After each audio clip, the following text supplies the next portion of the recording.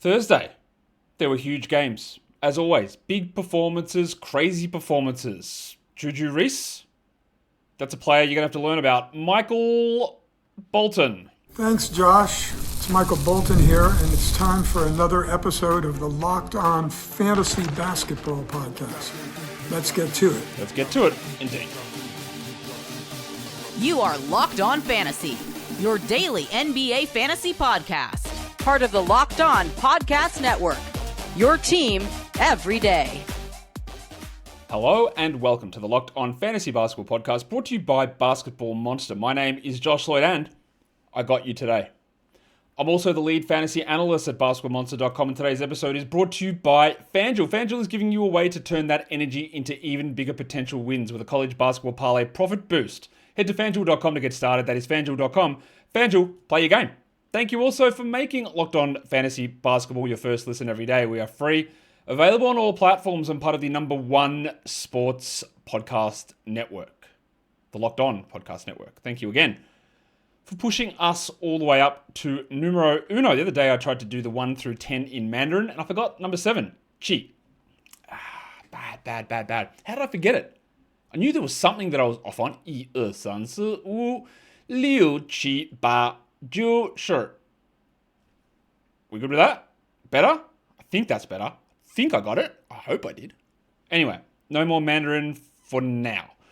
Should we talk about these games on Thursday? There were how many? 9 of them on. We probably should. There were some absolute monsters in this one. We'll start off with a little bit of news though, and I'm sure, considering I've talked about it on 2 shows already today, it's a big deal. We're talking about a top 5 MVP caliber player at times, an All-NBA first-team guy at times, and he's returning 10 months after an Achilles tear. It seems incredible to me that he was coming back this early, and I like I've said this a few times, or as well, I don't have any fears about the Achilles snapping or anything like that. That's just not something that usually happens, and I trust those doctors. My worry is compensation injuries, which you can't really do anything about as doctors. Like you can't prevent that stuff. That is about the way that the athlete handles themselves on the court. So that's if Tatum is going to get hurt, and I hope he doesn't, my concern would be compensatory injuries.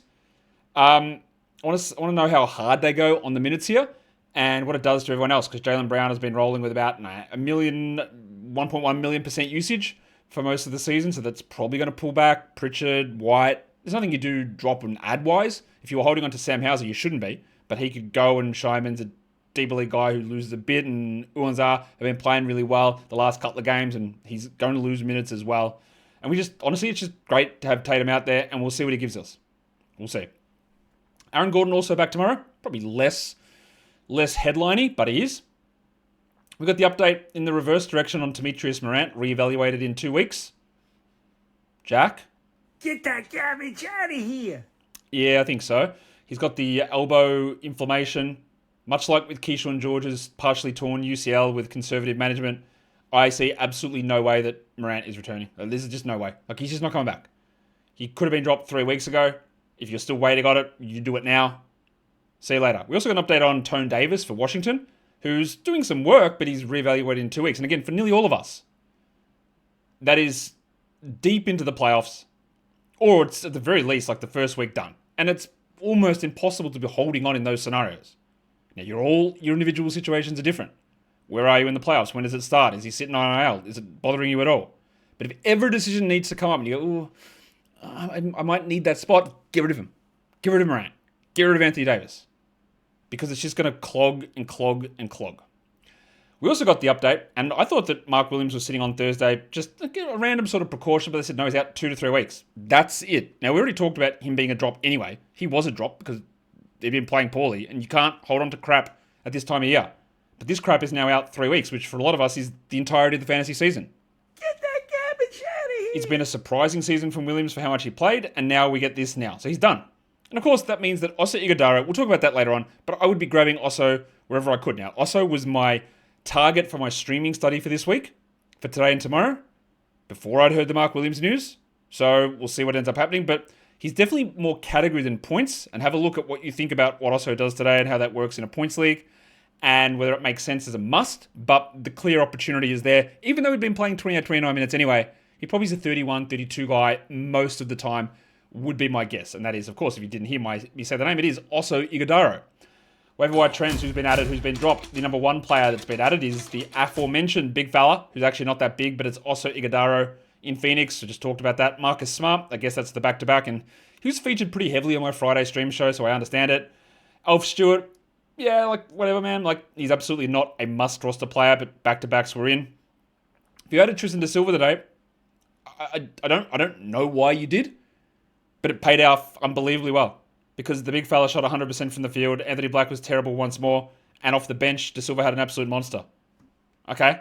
Aravinda's kid went crazy. It's, again, you see that and I go, did I miss something? I don't think so, because I'm sure the people that added him did not believe in 100% shooting, but it paid off unbelievably well. And sometimes you just need to be kissed on the dick.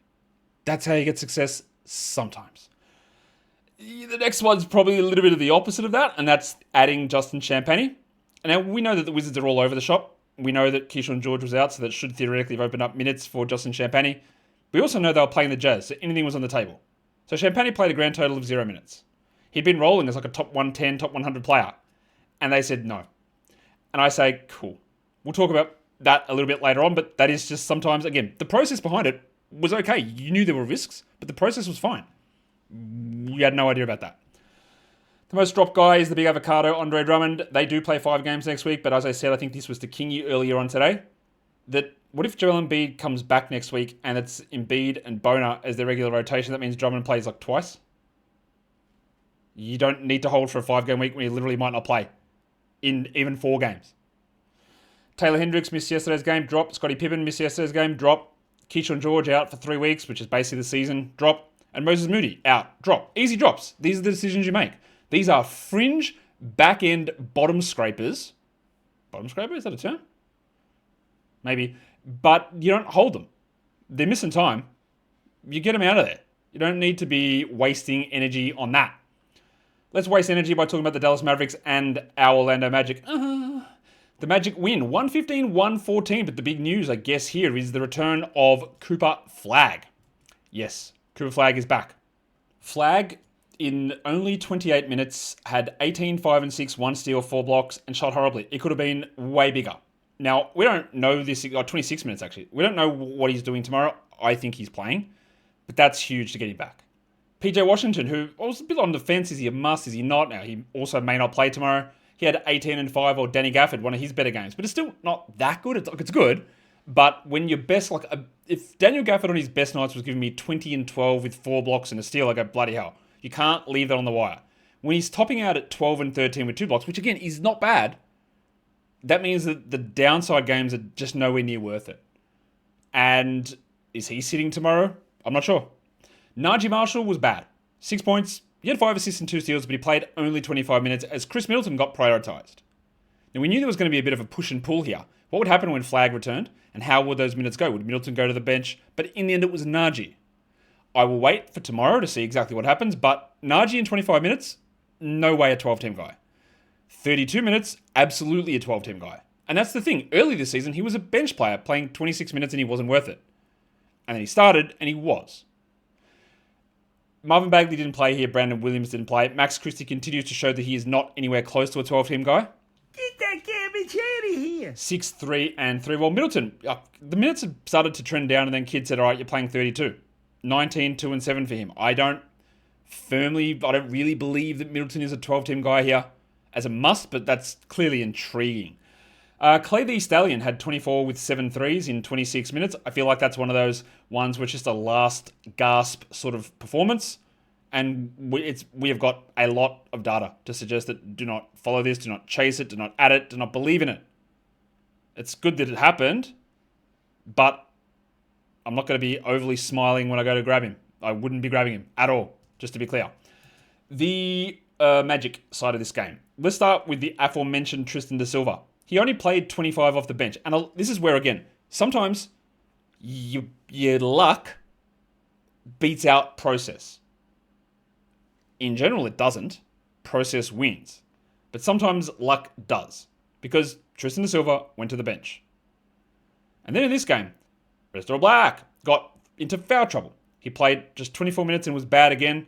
And Da Silva went out there and went, right, bet, I'm not missing a single shot. And by the way, he's close to a career high 3 steals. So he had 19, 3 and 3 with 4 threes and 100% shooting. 4 of 4 from deep. Like, okay. If he shot 50%, 45%, you're talking about like 12, 2, 3 and 3, and he gets 1 steal, you go, okay, what's the point? And if Black then like plays his 35 minutes and De Silva plays 18, then you're talking about 8 points and 3 rebounds. And it's completely useless. So I would not look at this and go, ooh, what a great game, let's add him. Because it's about process and context, about how it happened. As for Black, what a great time for this bloke to turn back into the absolute spud that he was for 2 years. 8, 3 and 3 with 2 steals on 25%. I just, for months, I sat there and go, I don't know how he's doing it. I think you could probably go back and listen to the videos. I said this, I don't know how it's happening. He's not rebounding, he's not getting assists, he just continues to have these random hot shooting streaks. I don't know how this is happening, but after we have 40 games of it, I'm going to sort of buy in. And now it's just turned back to garbage, once again. My worry always with Black was what happens when they are healthy, and of course that apparently will just never happen. But he's just taken it into his own hands. Like, I'm just gonna be terrible anyway. So maybe you make a call on it. I don't think you do. But it's bad. I love this from Suggsy. 17, 2 and 7, 2 steals, a block, 4 threes. Paolo was bad at the percentages, but 2 steals? Okay. 16, 12 and 6 from Paolo. And Desmond Bane, who'd been, again, we've said this a million times, shooting the absolute lights out, had a poor night. 39%, 14, 8 and 3. But when you shoot 50% from 3, the hammer of regression is going to cave your face in. Now, that's violent imagery. I apologize, but it is. It is going to hurt. You are going to get absolutely roasted by a huge, huge decline. And I think I said this also with Bane. I said, I worry that in the midst of your fantasy playoffs, bro's going to shoot 41% from the field and give you 16, 4 and 4 on 38% or something like that. And it's going to be bad after rolling as a top 10 guy for that period of time. That was the worry, and I won't tell you that the worry has passed, because it hasn't. Today's episode is brought to you by FanDuel. College basketball is non-stop. Big games, tight spreads, momentum swings every night. Early tip-offs all the way through to those West Coast shootouts. There's always action that's on the board, and now FanDuel is giving you a way to turn all that energy into even bigger potential wins with a college basketball parlay profit boost. You could build whatever college hoops parlay you want. You want to just do it on the ones that you think are going to win? That would be my preferred method. Use the spreads, use the totals, use the player props, use the straight up lines, use the money line. I don't care how you do it. I don't care which teams you use. I don't care if it's ranked teams or West Coast teams or teams with animal mascots. Again, don't do that. But if you want to do it, whatever. It's your parlay. It's your style. Go safe. Go bold. Follow your favorite team. Follow your team that you hate the most. And get the perverse satisfaction of winning money even if they win. Some would say it's a lose-win, but it's probably too many words for me to talk about. Get there with your parlay boost. Apply the profit boost and you bump up that potential payout. Head to FanDuel.com to get started. That is FanDuel.com. FanDuel, play your game and don't forget to gamble responsibly. It's not a gamble going to the Everyday Club though. The velvet rope is there. And for you, sir, come right in. You, not in those shoes. It's lockedonpodcast.com/everyday. That's how you get the right shoes to join the club. Become the elite person that you were always meant to be. Sign up, ad-free audio podcast, access to Locked On merch as well, and get in there. This is a Cam Thomas free zone. Go. We're recapping the action from Thursday. There are 9 games across the league. That is 1 game done and in the books. Now we get to talk about one of the tank bowls of the year, the Utah Jazz. They are just too good for the Wizards, and the Jazz are actually, I've said this a few times already, I think they're not even going to mess around with the play-in next season. I think they're just going to jump into the top 6. Just think of what Charlotte's doing this season, though Charlotte's not quite there yet. I think they're going to be unbelievably good, sort of good next season. Pretty good, Utah. And no matter what they do, when you're going up against whatever Washington's trotting out there, it was going to be hard to do enough to lose. They could have gone harder at it, but they did not. Kyle Filipowski. Yes, it's frustrating at times, but 20 and 14, 2 threes, 2 steals, and 2 blocks. 64%. I will say this about Kyle Filipowski. If you roster Kyle Filipowski in a Dynasty League, trade him like now. Unless he is a key part of you winning your championship this season, get rid of him. Because, A, you'll see that so many teams and big men at the moment are just absolutely roasting the Jazz. They are cooking them. that, it's the new Vooch bump. It's the flip bump. Some might say it's the kick flip. You go up against Filipowski, you put up numbers. And guess who the front court is next season? Markkanen, Jaren, Kessler. You know what Filipowski does? Dicks around for 12 minutes on a playoff team. He has been great at generating numbers. I think he's a useful enough sort of starting NBA center for some sort of teams, but not this one. This is it for him in terms of huge runs at minutes outside of random injuries next season. So if you're in a dynasty league with Filipowski, and I've had this discussion on many players who are cooking. Keldon Johnson was one of those ones on a bad Spurs team. Okay, you got to get rid of him because on a good team, he will be a bench player doing nothing. And he's got his role, his 8th, 9th man role, and that's what I think Filipowski will be. So if you're in a dynasty league and you're not needing everything he does right now to win the title, get rid of him. Again, who knows? It's a dynasty. Stuff can randomly happen. But I just don't see it for him. But he's great now. Ace Bailey, really good. 32 with 7 threes, 2 steals and a block. But in me saying everyone gets the Filipowski bump, you play the Wizards, you get some opportunities to do some stuff, don't you? Because even Cody Williams had 7 assists and 2 steals, which is just not what he does either. Bryce Sensabaugh, you'd think you would get an opportunity to do something, and he took the shots, but shot 27%, 14 points, 4 assists for Bryce. Get that garbage out of here! And old mate EJ Harkless moved back out of the starting lineup, so Lil John Conchar could start. Now, that's one of the best 0-point games you'll see. 5 rebounds, 4 assists, 5 steals, and a block. Just treat Conchar as a steals streamer with blocks upside and some rebounds and assists, but also a 20-minute range, it appears. And by 20 minutes, I mean it can be 15 or it could be 35. So the trust level should not be there. No Keontae George here either. They would on by 50 if George played. 27, 3, and 11 for Collier in the 29 minutes. His value drops significantly when George plays, but he's probably worth a hold at this stage. Deeper leagues, the big fella Mo Bamba is, again, bad at real-life NBA basketball, but another 12 boards in 17 minutes. Deeper leagues, you do want some of that, but he's on a 10-day, and that will not last that long for the Wizards. Let's talk about it, because Trey Young returned. He played 19 minutes. He had 12, 2, and 6. He was weirdly bad from the free throw line. He had 2 steals.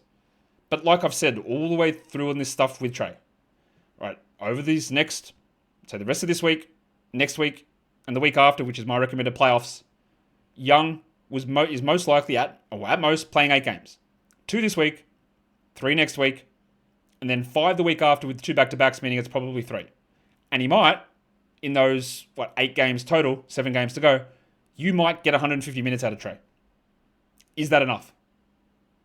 Is that enough over the course of 17 days to get 150 minutes of Trey Young? Think about it. Because I would say the majority of you would say no. If someone plays 10 games over that time, over 17 days, they just have to be a 15-minute-a-night player to get the same amount of minutes. Now, they won't be as good as Trey Young. But all that should tell you is, well, what if I find a 25-minute-a-night player who plays 10 games over that time frame? Then it's really hard for Trey. And that is assuming that he just plays all the way through. It's great that he was out there. It's fantastic to see. And maybe they push his minutes up a little bit. I really doubt it, but maybe they do. What's the other big story here? It has to be Juju Reese. 38 minutes for Julian Reese. 18 and 20. Now, I've had the questions flood through all day. Got to be must roster, yeah? Has to be. 5-game week coming up. Look what he did. Unbelievable.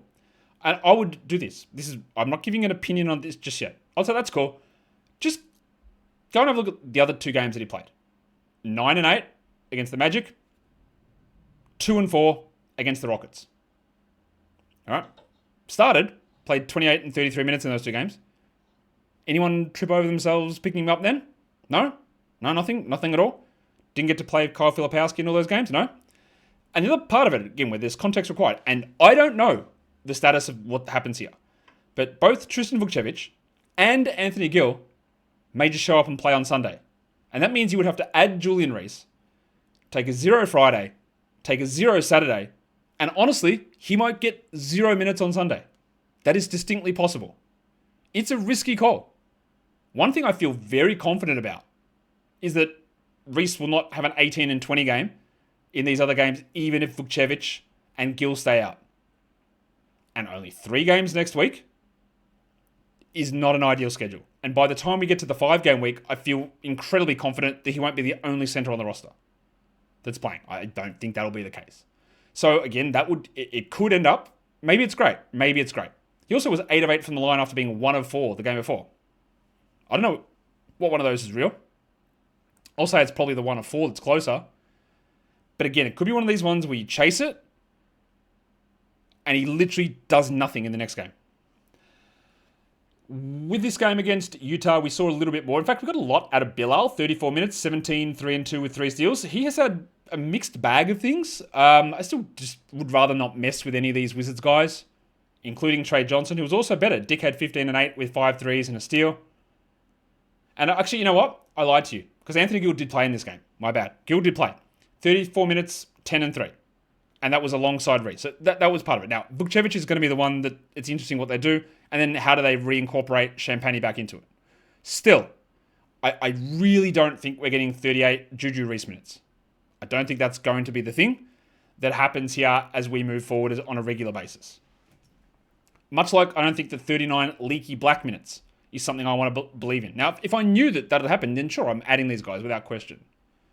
But Reese also is a two-way contract player who, you'll be well aware, has 10 games left on his contract. And there's 20 games left in the season. So, he's also just not going to play every night. Also, shout out to ESPN where Reese is not available to add. So, if you're in ESPN leagues, not happening. Before we get into more of the Wizards stuff, some news just broke, which I talked about on one of my shows earlier today that I sort of expected and what it seemed like that it was going to be a broken foot for Yannick Konan-Niederhauser, and it is. It's a Lisfranc fracture in his foot, so his season is over. Now, the questions were coming in. Man, it's okay, so do I go and grab Isaiah Jackson? Well, my question to you would be, did you have Yannick Konan-Niederhauser as a key part of your team?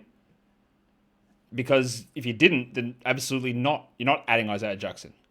If you're in a deeper league and you were counting on Konan-Niederhauser's 18 minutes and maybe 2 blocks, then Jackson should slot straight into that role. And if Lopez now gets hurt, it does improve Jackson's floor because there's no other center options there. But just because Konan-Niederhauser is out doesn't mean that Jackson becomes an automatic 12-team add. If you believe that Konan-Niederhauser was a strong add in your league, then sure, you just switch Jackson in, easy switcheroo. But otherwise, no. That doesn't make sense to me to make that the way to go about that. The other Wizards things to talk about, Bub Carrington surprisingly not had 15 minutes with 7 points. I feel good about jacking him. While Will Riley just a little bit lower on the minutes with Trae returning. He had 13 points, 2 rebounds, 3 assists. Again, it's really hard to trust any of these guys. He feels like one of the safer minutes guys, but even then it's Will Riley, man. Like, I don't feel like you should have any level of confidence in that. Really, at all, unfortunately. We've got more games to get to. There's quite a bit in those first 2 that we had to talk about. Today's episode, though, it is brought to you by the 5-Hour Energy Flavor Draft. I've had the number 1 pick so many times. And honestly, like, it's just getting too easy for me. I'm Sam Presti out here. Just number 1 picks, first rounders all over the shop. So I asked the powers that be. I said, look, I want a reverse sort of rigging Commissioner Adam Silver of the 5-Hour Energy League. Because I know that you know that 5-Hour Energy shots give me a boost with 0 sugar, but I'm just cooking these blokes with the number 1 flavor pick every time. Could you give me a lower pick? And he said, right, Josh, just go and commit some sort of fraud or something. We'll bump you down to the end of the first round, get your pick frozen, and you can take the final pick in the draft. So I've been sitting here, I've been waiting. Who's going off the board? What am I going to be left with? But fortunately, all the other general managers, I think they're idiots. Because they left pomegranate for me with the final pick of the draft. That's an easy top 3 flavor. Deep with slightly tart pomegranate flavor. Sophisticated. And it's less candy-like. It's for us grown-ups here. We smoke cigars, we drink 5-Hour Energy pomegranates. The breakfast of champions, I've heard it referred to in eastern parts of Slovakia. Subtle fruit bitterness. Balanced sweetness with a dry finish. Peaks the nose. The nasal senses arise as you smash down your little caffeine shot. Find your new favourite flavour of 5-Hour Energy shots available online at 5hourenergy.com or on Amazon. Today's episode is also brought to you by Indeed. Your workplace chaos, deadlines stacking up, inbox overflowing. And that one position that you need to fill is still sitting open. Maybe maybe you've got a job to fill for a host of a fantasy basketball podcast that has suddenly become open because the previous host decided he was going to do an unhinged ad read. Well, you've got to find the right person for that job. And that's a job for sponsored jobs. Indeed, sponsored jobs helps you reach the people who actually fit what you're looking for, skills, experience, and location, so you're not just hoping that the right candidate stumbles across your post. During the time that we're doing this, companies, just like yours, big podcast groups looking for fantasy basketball hosts, have made 27 hires on Indeed, according to Indeed data across the world. So if you're hiring, spend less time searching and more time interviewing candidates who check all of your boxes with Indeed-sponsored jobs. Less stress, less wasted time, more results. So when you need that right person to put and cut through the chaos, I misread. Cut through the chaos, this is a job for Indeed-sponsored jobs, and you get a $75 sponsored job credit to help get your job the premium status that it deserves at Indeed.com/podcast. Just go to Indeed.com/podcast right now, support the show by saying that you heard about Indeed on this show. Indeed.com/podcast, terms and conditions apply, need to hire. This is a job for Indeed-sponsored jobs. Indeed. We're going to talk about a couple of really annoying fantasy basketball scenarios in this next little segment. First of all, we're going to go Brooklyn, Miami. We'll start with the Brooklyn Nets. And we heard that Ighodaro is still out with his injury management. He's been a drop for weeks. Now we don't even know when he's coming back to play. Please, don't. I wouldn't even deign to have him stink up my injured reserve at this spot. Apologies to Jolman. This does not mean, in my mind, that it's a real bump for Nolan Traore, because A, Jolman's been out, and Traore's been like mid. Hasn't really done anything. This happens often in some of our brains. Is that Jolman can miss, he can miss, and they say, oh, he's out indefinitely. Oh, Traore now. Okay, yeah, but like literally nothing changed from the previous games. Traore's role and value doesn't adjust at all in this spot. Now, Nolan was pretty fine. Like 9 and 9, that's Isaiah Collier stuff. It's Davion Mitchell numbers. He's an assists streamer, but that is it. Noah Clowney also put up a really good line. I'd love if I could trust it. 17, 7 and 4, 2 steals, a block, 5 threes. I can't, so I'm not going to. And Michael Podcast Jr. was terrible to begin the game, but ended up with 27, 13, 7 threes, steal and a block. Good recovery, bad percentages. I find it increasingly difficult to have any ability to recommend Day'Ron Sharpe as a hold. Get that garbage out of here. 18 minutes, 7 and 5. If you hear that Nick Claxton's out, sure. But he's not, so don't. And Dan Wolf played 14 minutes. He had foul trouble. He was scoreless. He's going to need someone to be out as well. If you've got stash ability, which most of you don't, you can hold Wolfie, but otherwise, not really. I would expect Terrence Mann and Zaire Williams to sort of go back and forward with the starting job with Jolman out. Williams had 15 with 2 steals. He's a very good steal streamer. While Mann had, he just gave us more disappointment that his career has delivered so many times. 7, 5, and 5 in those 29 minutes. Not much else there. But what we really wanted to get to was talking about the Miami Heat. And one of the things I spoke about at length with this team, and I'll spoil it with the Rockets later on, is that talking about Kel'el Ware and his talent and his fantasy value was never the discussion. As I've said many times, I like the player. I think he's going to be a perennial top 40 guy.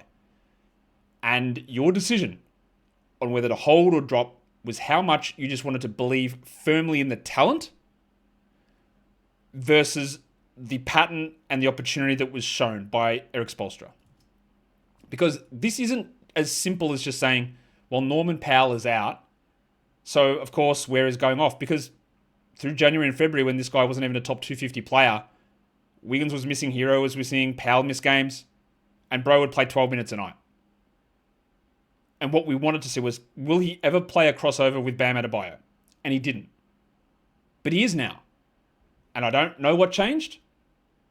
And I think it'll be a little bit harder to get this sort of a role when Powell returns, but whatever, man. 16 and 11, 1 steal, 5 steals, and 7 blocks. 7 blocks. All right, cool. 78%. His usage is still really low, but these are incredible numbers. It has been an elite run from Ware at the moment. And all because he's crossing over with Bam Adebayo. Now, Bam was also in foul trouble in this game, and Adebayo played just 25. And you want to talk about the Vooch bump or the Filipowski bump, this is the Nets bump. Blokes are going off against the Nets all season. But as long as Powell is out, I've got more faith now in Spoelstra to do a little bit more of this crossover than I had before. Pala Larson played 18 minutes last game, and there was a lot of panic over it, and I was pretty confident he'd go back to 30, and he did. He had 16, 1 and 4 with 2 threes. Now, again, it's a fringe line. It's a 14-team line versus being a 12. But at least he was back in that spot. Wiggins barely played, 23 minutes, 8 and 4. Again, blowout stuff. Homie Jaquez, 18, 7 and 7 is very good in that sort of a game. And Davion is, once again, it's 12-team streamer, as I've been pretty much on about all season. Hero had 25, 4 and 5, good numbers from him, and elite shooting. And after just a dreadful season from Tyler Hero in terms of availability, we're finally getting him back and playing well, which is great at this time of the year because, like, if you had to persist all year, this is a bit of a payoff for you. Let's go to the Golden State Warriors against the Houston Rockets. The Warriors win in overtime, 115-113. The way full Deandre Melton was on a stinking streak of shooting. He is an incredibly good player. He ended up with 30 minutes, 23, 6 and 2, 2 threes, 3 steals and 2 blocks. His per-minute numbers, despite the bad shooting, have been elite. The problem here with him has been, how much is he going to play? Because over the next 1, 2, 3, 4, 5, 6, 7, 8, 9 days, even extended out to 12 days, 1, 2, 3, it is possible he plays 4 games. The Warriors have 6 games during that time, but 2 back-to-backs. He might play back-to-backs, he might not. But you might get 4 games of De'Anthony Melton over 12 days. And that is not worth it. Because if he just has one bad shooting night, you're toast. Like, this is great without any debate. That is a fantastic performance. And you know what? That's schedule stuff. I'm just going to add Al Horford in as well, who was also unbelievable. 17, 6 and 5, 1 steal, 2 blocks and 3 threes. But 4 games over 12 nights is an average of 1 game every 3 days. Play, sit, sit, play, sit, sit, play, sit, sit, play, sit, sit is the general pattern. It's not exactly how it goes, but that's not good. And if they just turn in 1 stinker, 1 locker room trip during that time, and you're in real strife. Think about what you can do over that time frame. Let's use 12 days. Let's assume there's 2 non-streamable days in there. You'd be able to get 10 games in from that roster spot. 10 games. 2.5 times as much volume. Now, Horford is playing very well. Melton is playing very well. But, let's say it's Javon Small. Right, is he good? Is he reliable? Not really, but maybe. 2.5 times the amount of playing time through that roster spot. I love Melton. I believe in him firmly. I've been telling you he's a must-roster guy all the way through here. Even when it looked like Moody was going to be better, I was very much still, Melton's my guy. But if he sits those back-to-backs, and the same with Horford, that is I like the per-game number, and I'm stubbornly ignoring what the schedule looks like for this very important time of year. In Roto, don't ignore me. Absolute must-rosters. Do not do anything stupid at all. Absolute musts. And they have been for a while. But in head-to-head, 4 games, 12 nights for Melton and Horford is pretty untenable, to be honest. It's pretty rough. All right, so the time frame I'm talking about here is, again, because this is important, and this goes with a lot of different things. From the 6th of March through to the 17th of March. The Warriors as a team play 6 times. But Melton and Horford might play 4. And the next risk is one of those games on the back-to-back is on a high-volume day that is probably not a stream day. Now, you could say that Horford and Melton would be worth starting over someone else. That's true. But then it also means that you just have to make a decision to probably sit someone on that day, and your marginal improvement in value between your 11th guy that you sat and Horford and Melton, who is your 9th guy, it's so small, man. It doesn't count as a full game extra. Whereas I could turn that roster spot during all that time, 12 days, into 11 games. 11. I crossed that time. 4, in actually 3.5, could become 11 games. It's impossible to make that up. It is impossible. And maybe you get lucky and Melton plays the back-to-backs. Horford won't.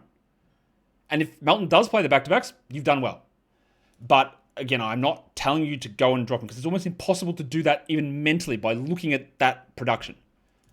But I'm just warning you.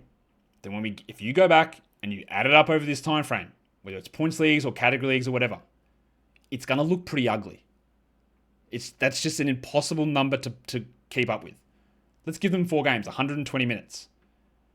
11 games I could get in. That means the player that I'm streaming, if the player I'm streaming plays 12 minutes a night, we've already got more playing time. It's really, it is an unfortunate part of what happens in head-to-head playoffs, but it happens. Pajemski just keeps rolling here. 26-9 with 4 threes. Guy Santos Al Helper was back into the starting lineup, 42 minutes, 14, 6, and 6 steal on the block with Moody out. And again, like with Moody, I don't know if he's going to miss time, but can I risk it? 6 games, 5 qualities, back-to-backs. Not sure if he's going to miss them, but if he misses 2 games, then he's also in a 4-game period over this 12, and then that's absolutely useless as well. So you're going to make hard cuts, man, and no problem moving on. LJ Cryer played 20 minutes. That's a real person, and he had 12 points with 4 threes, while Pat Spencer had 8 points and 2 steals in his 16. Who I thought Spencer had a real shot after they converted him and Steph was out. He plays 27 tonight. Nah, absolutely putrid he has been. Very, very easy drop there. What a great win this is, though, for Golden State, with all those guys out to beat the Rockets, and that is really disappointing from Houston's perspective. But I will talk about the Rockets here the way that I just spoke about Spoelstra and Kel'el Ware, because one of the things that we said consistently about Reed Shepherd, I believe in the ability and the skill set entirely. But 2 months ago, he was playing 18 minutes a night while JD Davison and Aaron Holiday were playing over him. He was rolling outside the top 250 for a 4 to 6 week period. And no matter what would happen, he wouldn't play. But it does seem that something has flipped for Ime Udoka. Because in this game, even though Reed came off the bench, he played 37 minutes, including 30 points, 6 threes, 6 assists, and didn't even get his defensive numbers. Their offense has been so bad. I cannot believe that it's taken this long for Udoka to play him. It's almost like Tom Thibodeau's stubbornness of always having one terrible starter in there. Then 3rd game of the 2nd round of the playoffs, he decides to mix it up and the team falls apart completely, even more so than they were already. Now, it was tough holding on to Shepherd. He's still not even a top 120 player for the year, even though he's like a top 40 guy at the moment over the last 2 weeks. But the talent eventually won out. If you dropped him in week 2, 100% the right decision, because look how long it took us to get here. You can't hold 17 weeks and then be like, haha, I knew it. That doesn't work in head-to-head leagues because you'll be celebrating battling for the 9th seed. But the talent did win out in this one, eventually. Amen Thompson, 18 and 10 with 5 assists and 4 steals. Durant was great again, 23 and 6 with 4 steals. And the delicate dancer's doing the reverse. His talent is like not winning out. It's just he's struggling. Now, to be fair to Şengün, he was sick before this game. He shot 40% only. He had 17, 7, and 7. But there's a lot of narratives about Şengün at the moment about how bad he is and never going to draft him and he's not even rosterable. Maybe he's even a drop. Like, that is all garbage. It's not as good as it has been, very clearly, but he is still a top-level fantasy player. But he is not playing well at all. Yet still had 17, 7, and 7 with a steal. All right, I'll take that on the bad nights. This one for Tari Eason wasn't just bad shooting. It wasn't good shooting. He shot 40%. But the other stuff was just a bit off. 34 minutes, 9, 5, and 2 with a steal. But the role is strong. And I do believe in the talent. And I do believe in the role. They're running a 6-man rotation, basically. So I will hold on to Tari. Jabari Smith came back, and he was like terrible. Missed all 8 of his shots. He had 3 points with 11 rebounds and a steal and a block. But if you've been holding with him, you just keep holding. Because their rotation is incredibly thin. Let's go on to a game that we all wanted to see, and that is the Detroit Pistons and the San Antonio Spurs. And you'll be shocked to know that the Spurs just cooked them 121-106. Really good game from Alf Stewart. 30 minutes he played. That's notable. 18 and 6 with 3 threes, a steal, and a block. How did he do that? Well, that's also notable. There are so many things to look at when we do anything on fantasy basketball, any sort of analysis of things. What is the context behind it all? And I did a tweet about this, and 80% of people misread the tweet. It was about Jared McCain and highlight reel bias and all that sort of stuff. When it's not actually about Jared McCain. It's about the way that things are analysed without context. Because that's great. You go, oh my God, I got to add him. Stewart, 18 and 6. But then you go, oh, Jalen Duren played 12 minutes. He had foul trouble, 5 fouls in that time, 7 and 7 for Duren. So Stewart, of course, played more. Paul Reed got 9 minutes. All right. So what happens next game? Stewart plays 21 again and is back to being a fringe stream guy. Unless you've got a DeLorean. And you want to go back before this game. And some people did. Again, kissed on the dick. Right? That happens. You make a move, and no one said, well, you know what? I think he'd be a 30-minute a night guy because Duren will play 12. No one thought that. That is not the thought process behind it. But it worked. Therefore, it is not repeatable. So, it's great. Move on. Cade, 26, 4 and 8. Bad field goals. Horrible field goals. He's been great. The last couple have been a little bit iffy. And we actually got some minutes from Vanderpants Kevin Huerter. 7 points in 17 minutes. Now, that is also because not only did Jalen Duren have foul trouble, but Asar Thompson lasted 2 minutes. Lucky him. And Ron Holland played 12 minutes with an eye injury. So he had 17 Vanderpants minutes. Now, Thompson went down very early, obviously only 2 minutes in, and never returned with that ankle problem. He'd been playing much better. I think he had an ankle problem as a rookie that cost him quite a bit of time. I would try to wait on this, and you would have hoped that the replacement would have been Rugged Ronnie, but he also got hurt. So we might be looking at a Javonte Green moment, a Karis LeVert moment, or maybe even a Dennis Jenkins spot, although probably not, because Jenkins started the second half and went scoreless, missed all 6 of his shots, and he has been nothing short of putrid outside the top 400 over the last 2 weeks.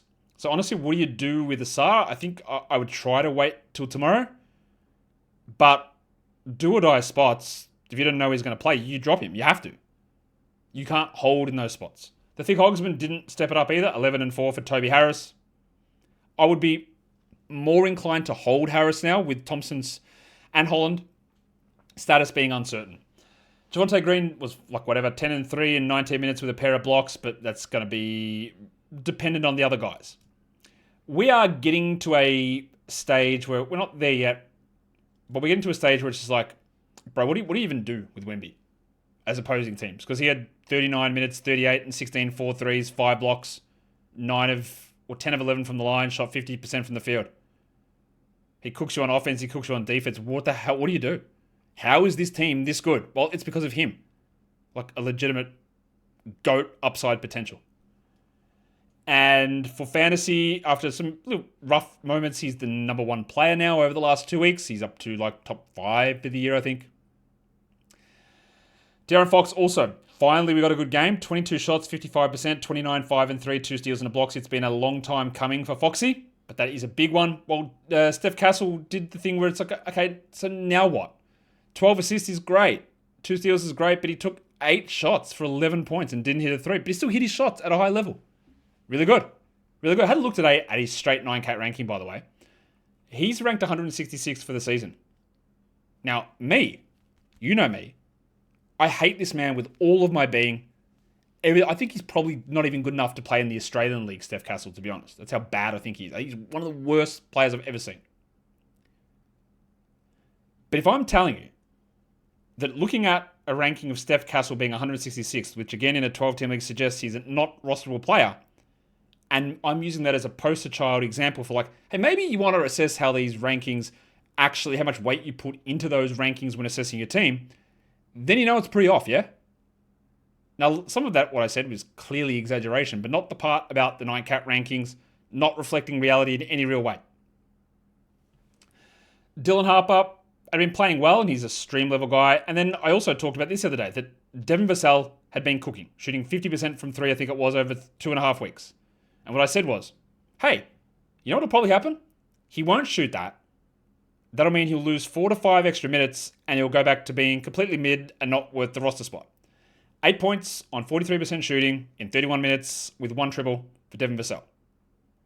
It is clockwork. The thing that I don't know how to figure out, and honestly, I literally never will, is when a hot streak is going to cool off. I don't know when that happens. It might go for 3 games, it might go for 7, it might go for 2. But what I do know is that when you make decisions, you generally want to base it on skill set, role, both in minutes and usage. Not, hey, this man's the greatest shooter of all time for a 6-game period, therefore, what a legend. You just never know when it starts and when it stops. If you want to drop Vassell, look at how the schedule makes sense. If he's in a Golden State back-to-back like hole, you don't hold him. And Julian Champagny had a better game. 16 and 7 in 31 minutes. Still not enamored with him being an absolute must. He's a fringe guy, and there are a lot of those fringe blokes around. We got 22 minutes from Al Caballo, Keldon Johnson, 8 and 4, still just incredibly over-rostered, even for 14-team leagues. Get that garbage out of here. While Lemon Pepper Luke Cornett, only the 8 minutes. I didn't really go much double big in this one at all. And I realized I just forgot to put the Spurs box score up. So I'll do that again for you now as we go through. And the next thing I'm going to talk about is going to be Toronto and Minnesota. We'll get to that in a second. But Carter Bryant got some extra run in this game. They just had this game under control. Like, it was pretty simple here for the Spurs to get these minutes up and to get the production going. And the hottest teams in the league at the moment, the Spurs and the Hornets. Probably, I would say. So that's right. Let's talk about the next one now. It is the Raptors and the Wolves. Now, I know that people will be a little bit, iffy on this. But I'm not saying this because of my fake feud with Toronto and Canada. It can't be a real feud. They don't even know how to spell the word. But my fake feud with Toronto and Canada and the entire country, there's nothing to do with this. And the Raptors have been better than I thought this season. But I'm a little worried. I'm a little worried that when the Raptors get into the playoffs, they might be found out as one of the faker playoff teams in recent memory. They cannot beat a good team. They cannot even come close against a good team. Not that come close, like 107, 115 against Minnesota, but look at their record against the top 10 records in the league. I think they're like 1 and 18 or something. That's an exaggeration, but also it's really not. They've been so bad against the league's best teams. And they're doing what they need to do, beating the bad teams, smashing the bad teams. But they cannot even mix it up with some of these good teams. And that is going to be a worry when we talk about the playoffs. But that's not what we're about here, because Rowan Barrett is starting to play well. 25 with 6 rebounds and 4 threes. Now, there's not a lot else going on in that box score, and he shot really well. He still is overall a fringy 12 guy, but once he's playing 32-33, there is a little bit of counting stat volume overriding some of the other deficiencies. Big yuck. Jakob Poeltl, 29 minutes, 9.7 rebounds, 4 assists, 2 steals, and a block. 80% shooting. He looks actually spry again. He's jumping on loose balls on the ground. And he looks like that finally they got the back stuff sorted. I would say it's been a bit of a disappointing run here from Scott Barnes. 16, 2 and 3 with 2 threes. The scoring volume is well down. This is going to be a big discussion point next fantasy season, is can you build a strong team around a second round pick who scores 16 a game? Because that's really what Barnes is. And that's largely because of the addition of Brandon Ingram, who was bad. 14 points on 31% with not much else, and his 3-point volume has been pretty down lately, and yeah, his production's also failing at the wrong time. It was a better game from Sandro Mamakilishvili. 11 points, a triple one, 2 rebounds. That does not necessitate a hold in 12s at all, though. Get that garbage out of here. Thank you, John Armstrong. Anything else that's worth reporting on there? Quickly had 18, 3 and 7, but that's not really that important for us, I don't think. Let's talk about the Timberwolves, because what I wanted to check on this one was Naz Reid, because last time out, Reid saw his minutes cut into by Kyle Anderson. And again, 21 minutes only for Nazareth. Now, he did suffer a shoulder injury, landed hard on it, was crying. Not really, but, metaphorically crying, screaming in pain. Went to the bench, he came back. But that's 2 in a row where Anderson has cut in. 15 minutes for Kyle, 21 for Reid. If this happens again in the next game, and there's no shoulder injury that happens for Reid, that's a drop to me. If he's a 27-minute guy, in. 23, no. And the fact that they love Kyle Anderson is a real concern for what Reid's going to do. Gobert had 18, 12 and 5. Rudy Gobert. Rudy Gobert. How do you get 5 assists out of Rudy Gobert? He had 3 blocks as well. At the start of the year, he looked he looked terrible. He looked watch style. And he is just flying now. His defense is still top 3 in the league. I'd say that Wemby, Chet, and Gobert will be my top 3 defensive player of the year picks. And he was great. Dasumu only 27 minutes. The 3 steals are nice. That's not enough to be anything more than a stream guy for 12s, while Goose had 22 and 4, and DiVincenzo 16 and 5, 4 threes, 2 steals. Good numbers.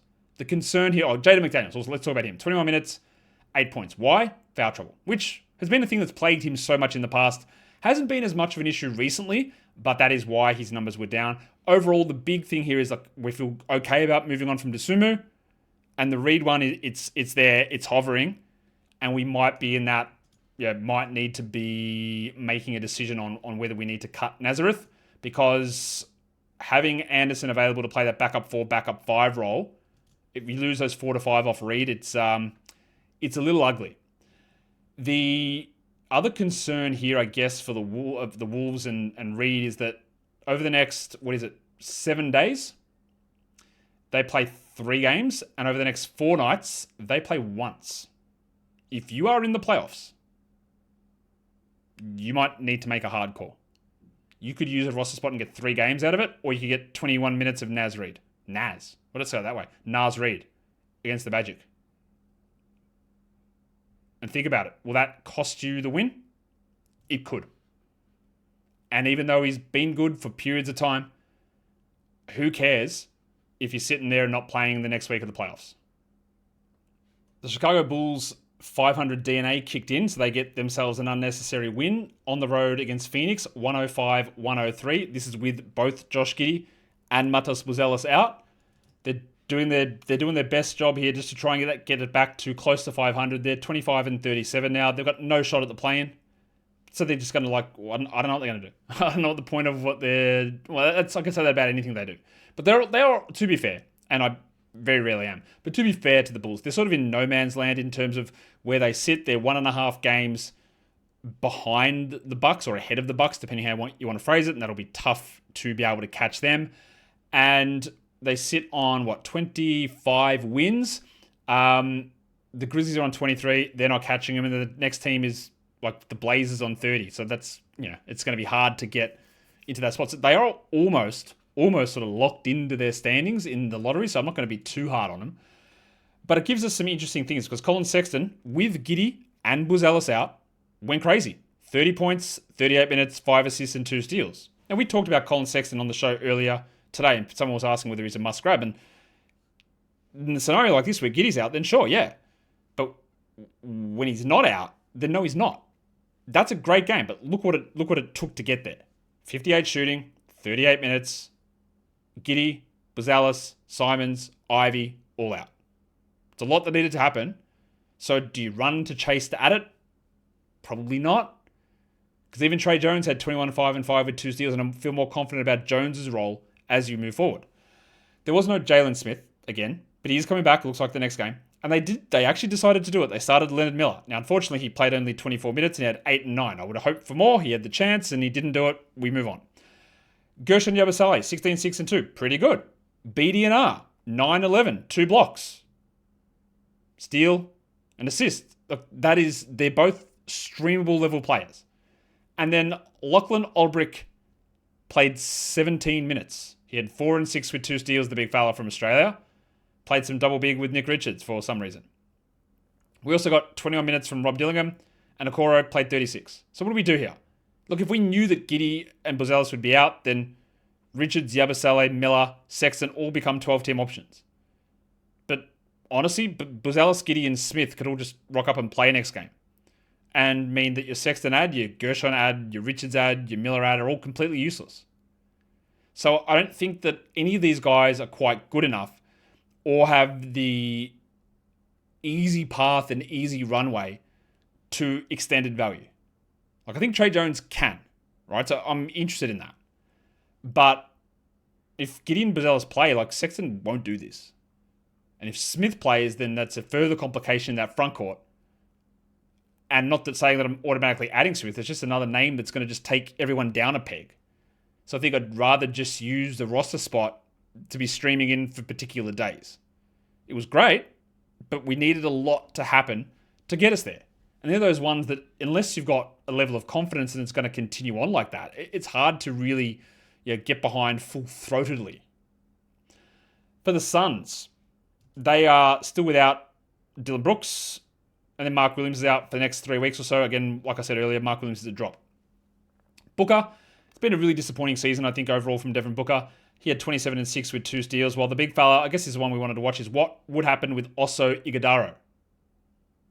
I think that those minutes mean that that's a must roster player. 36 minutes, 10-9-4 steal block. 100% shooting helps. He's going to be low volume, but getting 36 is enough to have him on your roster. Now, next week, there's a weird schedule. They have 3 games in the first 5 nights. They don't play on the weekend. But then the week after is a 5-game week. And now we know that Mark Williams is out.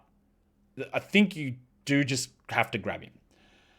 We only got 12 minutes of Kaman Malwatch and 11 minutes of Rashia Fleming as the backups. That is the deepest of deep league stuff. And Jalen Green, I think he just might suck. I think that's probably accurate. Now, it is a little bit unfair considering how many hamstring injuries he's had, but also in the years where he played 82 games in a year, guess what? He also still sucked. 12 points, 25% shooting, 3 rebounds, 3 assists. I thought that we might get a top 100 run here from him, top 90. And we might still do it, but also it's a lot of bullshit here from him. And if you want to move on, do it. Grayson Allen played 33. He's a better player than Jalen Green. 21, 2 and 8 for Grayson. Gillespie, only 25 minutes. The worry with him had always been, what if they get healthy? And most of the time they've had 2 perimeter guys out. Now it's only 1, but Gillespie 25 minutes, 5, 2 and 5. That's not true because Goodwin's out as well. If they ever get healthy, he will not be a 12-team league guy. The problem is that is just not going to happen because Brooks is not coming back. So Gillespie's had some rough moments. I wouldn't bail here. And then 18 minutes for Royce O'Neal is obviously terrible. You want to scoop him up before the 5-game week for sure. But at the moment, he's very much a fringe player. Better game from Ryan Dunn, 6-11, 2 steals and a block, but overall, nothing that we need to be really all that interested in. All right, the Pelicans go to Sacramento. They win 133-123. There was no DeJounte Murray resting on the front end of a back-to-back, and interestingly, even with no Murray, Jordan Poole did not play. So there are people still holding him. Please, don't do that. Trey Murphy, 32 minutes, 21 and 7, 4 threes, 2 steals and a block. Good game from him. And what they also did is, instead of going back to DeAndre Jordan, they went to New Year's Eve Messi, who played only 16 minutes though. 7 points, but 2 steals and 4 blocks. Now that is a desperation big man stream. You don't want to rely upon Messi in 16 minutes to give you that, but he did give you that. We also got a better game from the Blizzard. Derek Yas Queen. 26 minutes, 12 and 9, 5 assists. That's better. But how good do we feel that that's going to be the thing that keeps happening? Now, encouragingly, DeAndre Jordan did not play. But remember, when Murray is healthy, they just play no centers. So would I rush to add Queen? Probably not. Fears had 13, 6 and 6. But again, there is no Murray here. And he's going to play 28 minutes in the next game most likely. And those 2 guys are probably not going to be worth it. We also got only 24 minutes from Herbalife Jones, who had 12 points in 33% shooting. He just didn't play well. We got Carlo Makovic back into the rotation, which was annoying because he was playing so well. Then they said, nah, you're getting 0, so DeAndre Jordan can play. But Makovic played 25. He had 9 and 9 and 3 blocks. Again, is he back into the mix as a block streamer? I'm not super excited about rostering him, but that's very good, obviously. And Zion had 23, 9 and 5. The big thing is going to be now, like Murray. Is it going to render Makovic, Queen, and Fears useless? Probably. Because you've also got 10 extra minutes that Herb Jones can play too, that he didn't play in this game. So another change with Jordan done from the rotation for now. Messi grabbing those minutes and Queen grabbing some of it, but not all of it.